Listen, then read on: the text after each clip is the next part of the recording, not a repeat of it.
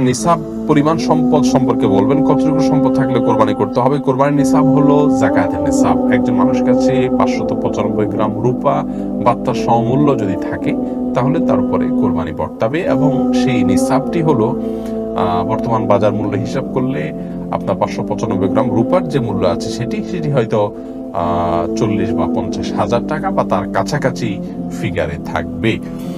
অতএব আপনি কোরবানির নিসাব যেটা যাকাতের নিসাব সেটিকেই ধরে নেবেন। যদিও এর আগে আমরা শুরুতেই বলেছি যে কোরবানি যে ব্যক্তি করার সামর্থ্য রাখেন তার উপরে কোরবানিটি বর্তায়, এর জন্য নিসাব কোনো আবশ্যক নয়, এমনটি মত দিয়েছেন সৌদি আরব উলামায়ে কেরাম এবং অন্যান্য মাযহাবে। হানাফি মাযহাব বা বাংলাদেশ উলামায়ে কেরাম বা বাংলাদেশের যে স্কুল অফ থট উলামায়ে কেরাম ফলো করে থাকেন সেটিতে আপনার আপনার যাকাতের নিসাব হলে তখন কোরবানি আবশ্যক হবে বা বর্তাবে।